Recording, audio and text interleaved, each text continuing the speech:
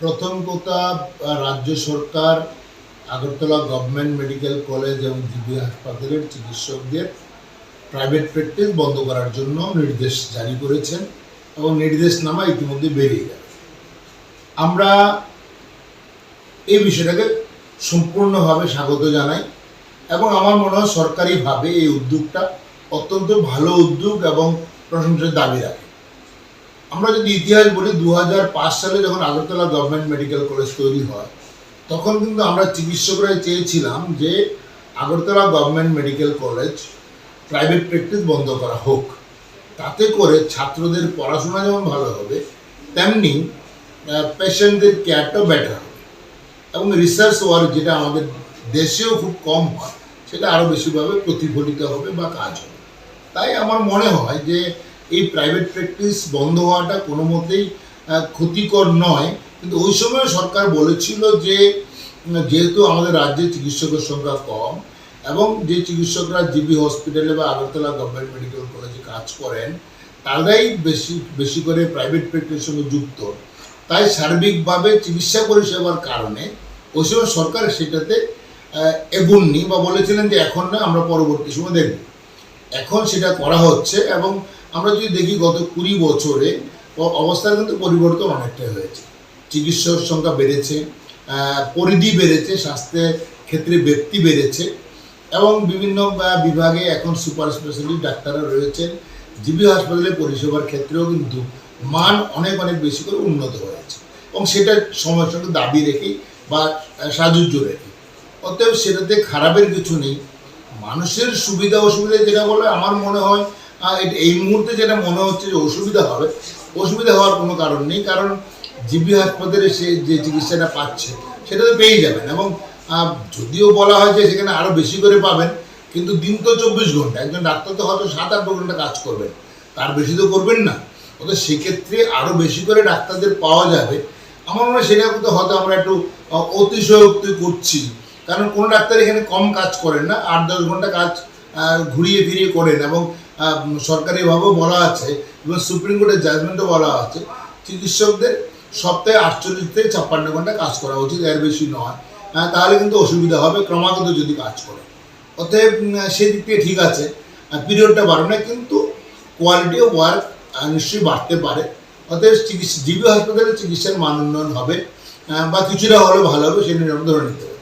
Private ক্ষেত্রে চিকিৎসকের সংখ্যা বেড়েছে, আগামী দিনেও বাড়বে। যদি আমরা যে আগরতলা গভর্নমেন্ট মেডিকেল কলেজ ধরি, এবছর থেকে প্রতি বছর 250 চিকিৎসক এখান থেকে বেরোবে বা পাস করে বেরোবে এবং তাছাড়া পোস্ট গ্রাজুয়েট প্রায় প্রতি বছরই প্রায় 80 থেকে 90 জন পোস্ট গ্রাজুয়েট চিকিৎসক বা স্পেশালিস্ট চিকিৎসক বেরোচ্ছেন। তাছাড়া সুপার স্পেশালিস্ট ডাক্তাররাও ভারতবর্ষের বিভিন্ন অংশ থেকে আমাদের ছাত্রছাত্রীরা ওখান থেকে সুপার স্পেশালিটি ডিগ্রি নিয়ে ত্রিপুরাতে ফিরে আসছে। অর্থাৎ সার্বিকভাবে এখানে ডাক্তারের অভাব সেটা হবে না, বরং চিকিৎসকরা এখন অনেকেই চাকরি পাচ্ছে না। সেক্ষেত্রে যেটা বলা হচ্ছে যে মানুষের সুবিধা হবে, আমার মনে হয় সেটা নয়, মানুষ সুবিধা পাবেন। বরং যারা প্রাইভেটে আছে, ধরুন একটা লোক যদি, একজন চিকিৎসক যদি সকালে এবং বিকেলে ওনার চেম্বারে সময় দিতে পারেন, তাহলে একটা মানুষ সকালবেলা এসে তাকে দেখিয়ে বিকেলবেলা আবার ফিরে যেতে পারবেন। অথবা ওনার যদি দিনের বেলা কখনো অসুবিধা হয়, চিকিৎসকের শরণাপন্ন হতে পারেন। বর্তমানে কি হচ্ছে, একজন ডাক্তারবাবু যিনি হয়তো জিবি হাসপাতালে কাজ করছেন, উনি হয়তো বিকেলবেলা কিন্তু সন্ধ্যায় হয়তো 5টা-6টায় বসছেন, তারপরে কিন্তু আগামী 24 ঘন্টা ওনাকে পাওয়া যাচ্ছে না। এর মাঝে যদি কোনো রোগী অসুস্থ হয়, উনি কিন্তু ওনাকে পাবেন না।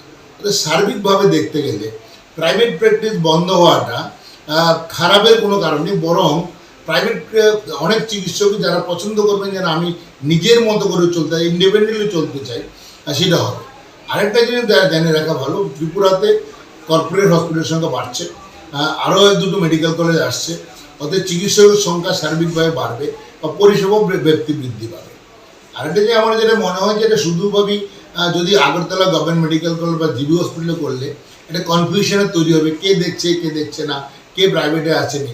সরকারি পরিষেবার সঙ্গে যারাই যুক্ত আছেন তাদের সকলকেই প্রাইভেট প্র্যাকটিস যদি বন্ধ করতে হয়, সবার জন্য বন্ধ করা হবে, আলাদা করে নয়। যেমন অনেক ধরুন, আজকে যে লোকটা কোনো একটা ডিস্ট্রিক্ট হসপিটালে কাজ করছে, কালকে সে যদি জিবি হসপিটালে আসলে 3 মাস বা 6 মাসের জন্য ডেপুটেশন এবং অন্য কোনো কাজে, তখন সে প্র্যাকটিস করতে পারবে না। আবার কালকে যখন ফিরে যাবে তারপরে সে আবার ওই সেই ডিস্ট্রিক্ট হসপিটালে তখন প্র্যাকটিস করতে পারবে। এই যে কনফিউশনটা, এটা কিন্তু আরও বেশি অসুবিধার সৃষ্টি করে। খুব স্পষ্ট নিয়ম নীতি থাকলে মানুষের পক্ষে যেমন সুবিধা হবে, ডাক্তারদের পক্ষে সুবিধা হবে। ব্যক্তিগতভাবে জিজ্ঞেস করা, আমি এটা অপমান করি। ডাক্তারদেরকে দেখছে আপনি চেম্বারে যাচ্ছেন কি যাচ্ছেন না, ডাক্তার কেন যাবে? যদি আপনি নিয়ম করে, সরকার যদি নিয়ম করে যাওয়ার কোনো কারণ নেই, টাকার পেছনে দৌড়চ্ছে, যে মানুষের ধারণা যে ডাক্তার টাকার পেছনে দৌড়ায়, কত টাকা রোজগার করে একজন ডাক্তার আপনি বলতে পারেন?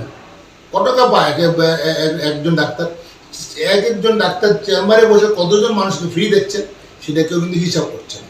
ওতে যে পরিষেবাটা পাচ্ছে সেটা অন্য জিনিস, কিন্তু আমার মনে হয় সেই টাকার বিনিময়ে নয়, সেটাকে এভাবে দেখা উচিত না আমি ভিজিলেন্স বাড়াবো, এতে ডাক্তারদের অপমান করা হয়। অন্য কোনো পরিষেবার ব্যক্তিদের কিন্তু এভাবে ভিজিলেন্স বাড়ানো হয় না। আরেকটা বিষয় রয়েছে মোটিভেশন। আমি একটা কর্মক্ষেত্রে একটা কতটা মোটিভেশন বাড়াতে পারলাম। আজকে আমি শুধু প্র্যাকটিস বন্ধ করে দিয়ে জিবি হসপিটাল পরিষেবা উন্নত করতে পারবো? মানে একজন ডাক্তারকে কি বাধ্য করতে পারবো আসলে উনি কাজ বেশি করে করবেন? আমার মনে হয় এখানে আমরা কোথাও একটা ভুল করছি। চিকিৎসা পরিষেবাটা কিন্তু একটা প্রফেশন নয়, এটা বৃত্তি নয়, এটা ব্রত এবং ডিভোশন। ব্রতটাকে কিন্তু আমি আমার মতো করে করবো। একজন ব্রাহ্মণ মহোদয়কে যদি ওনার মতো করে ওনার পুজোটা করতে না দেওয়া হয়, তা পুজো কিন্তু ভালো হবে না। তেমনি প্রত্যেকটি ক্ষেত্রে, জীবনের সর্বক্ষেত্রে, একজন যদি আমার গাড়িটা ঠিক করছেন, ওকে যদি বলি ভাই এটা না এটা কর, এটা না এটা কর, তো একজন সময় রেগে যাবে, আমার গাড়িটা কিন্তু ভালো হবে না। সর্বক্ষেত্রে আমি যদি একটা দোকানে কিনতে যাই, ওকে যদি না এই লাউটা না ওটা আর দাও, তাহলে কিন্তু ওকে ওর জিনিসটা করতে দিই। আমার মনে হয় সমাজের সর্বক্ষেত্রেই কোথাও না কোথাও আমরা একটা চেক ভালভ রাখতে চাইছি, যেটা অনেক সময় আমাদের ক্ষতি করছে। বিশ্বাসের জায়গাটা আমাদের খুব দরকার, কারণ আমরা জানি বিশ্বাস কখনো মরে না, বিশ্বাস ক্রমাগত ভাঙে। তাই বিশ্বাস ভাঙার জায়গাটাকে যদি আমরা আবার ফিরিয়ে আনতে পারি এবং মোটিভেশন সৃষ্টি করতে পারি, কাজের ক্ষেত্রটা তৈরি করতে পারি, তাহলে কিন্তু এই ধরনের যে প্রচেষ্টাটা, যে প্রাইভেট প্র্যাকটিস বন্ধ করে পরিষেবাকে উন্নত করা, তা নিঃসন্দেহে ভালো হবে। এবং তার সঙ্গে প্রাইভেট যে সেক্টরগুলি আছে সেগুলি যাতে ভালো করে হয় সেটা দেখতে হবে। যেমন ধরুন প্রাইভেট যে কর্পোরেট হসপিটালগুলো খুলছে, ওরা আসল নিয়ম করে করছে কিনা, ওরা সরকারি যে ক্লিনিক্যাল এস্টাবলিশমেন্ট অ্যাক্ট আছে সেগুলি কতটা মানছে, এটা প্রাইভেট ল্যাবরেটরি যেগুলি আছে সেগুলি এস্টাবলিশমেন্ট অ্যাক্ট কতটা মানছে, এবং এখন যদি আমি একটা প্রাইভেট হসপিটাল খুলতে চাইবো, তাহলে সরকার কতটা সময়ের মধ্যে ওই কাজটা শেষ করবে। আজকে দেখুন, কেউ যদি একটা হসপিটাল খুলতে যায়, তো 2 বছরে এখান থেকে কাগজ বেরোবে, তাহলে কিন্তু ওই প্রাইভেট হসপিটাল কিন্তু যখন সে 2 বছর পরে বেরোবে, এই 2 বছরে তার যে টাকাটা খরচ হয়েছে সেটা তুলতে যাবে। ওদের এই যে স্বাস্থ্য পরিষেবা এমন একটা বিষয় যেটা খুব তাড়াতাড়ি দ্রুত, ইমার্জেন্সি চিকিৎসা যেমন দরকার, প্রত্যেকটা বিষয়ে ইমার্জেন্সি পরিষেবাটা খুব দরকার। তাহলে কিন্তু আমরা স্বাস্থ্য পরিষেবাটা সত্যিকারের মানুষের উপযোগী করে তুলতে পারবো।